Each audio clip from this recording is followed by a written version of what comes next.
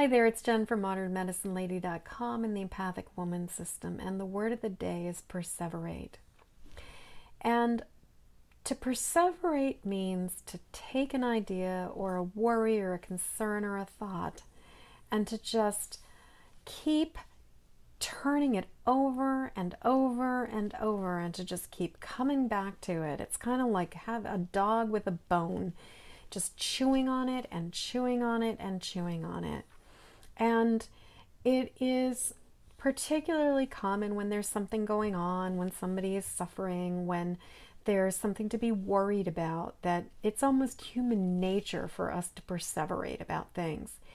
And as highly sensitive, as a highly sensitive empathic woman, I find that it is so easy when there is suffering going on in the world, when I'm aware of the pain that people that are near and dear to me are going through, that I can get caught up in that worry almost like it's a virtue. You know, that if I just keep on trying to figure it out or sort it out in my head and just kind of like keep turning those concerns over and over and over, that it's almost as if somehow this perseveration is going to be productive or effective. It's going to do something.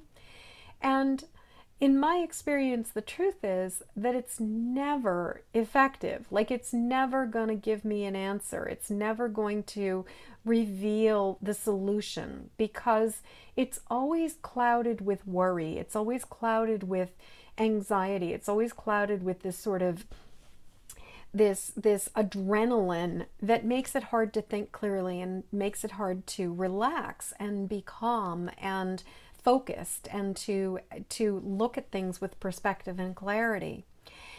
And so while I do believe that feeling grief is appropriate, that feeling concern is appropriate, that feeling sad is appropriate, that feeling angry is appropriate, that having emotions about something when it's going on, that's a reasonable thing to do. There's a difference between grieving and letting it pass, feeling sad and letting it pass, feeling angry and letting it pass, and even feeling fear and letting it pass, feeling worry and letting it pass, and perseverating and holding on to it and just continuing to sort of, polish it and nurture it, and let it age like a fine wine. And I really believe that what I've discovered for myself is that it is a choice and a discipline when we recognize, or when I recognize, that I am starting to perseverate, that I know that I can choose to do something different, that I can turn my mind in a different direction, that I can deliberately decide to let myself relax, that I can choose to remain calm anyway, and that I can let go. Because what I've also noticed is that perseverating is kind of a check engine light, that it comes on when I've overextended myself, that it happens when I'm already tired, when I'm already stressed, when I've already given maybe a little bit more than I've got in the tank to give.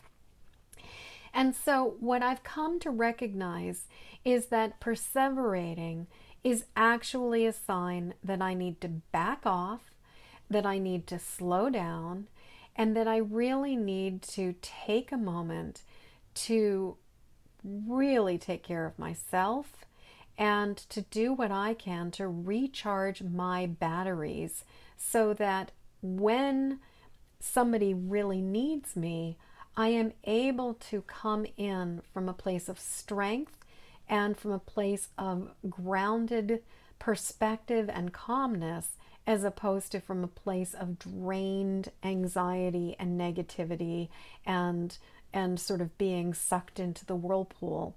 Because, if you ever took swimming lessons and you learned anything about how to save a drowning person, the thing is, as the person going in to save the person who's drowning, you really have to keep your wits about you, or you can get pulled under by them.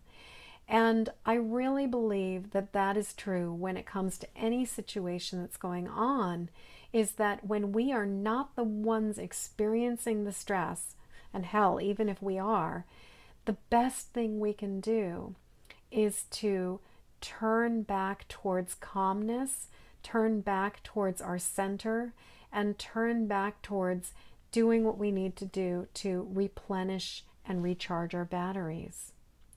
So my question to you is, where might you be perseverating? What kinds of things do you find yourself just getting sucked into and chewing on and just worrying about or perseverating about? And what can you do to turn this around? What will take your focus away from this? What are you grateful for? What will bring you some momentary joy and distraction? And what helps you to relax and to find your center and to be calm?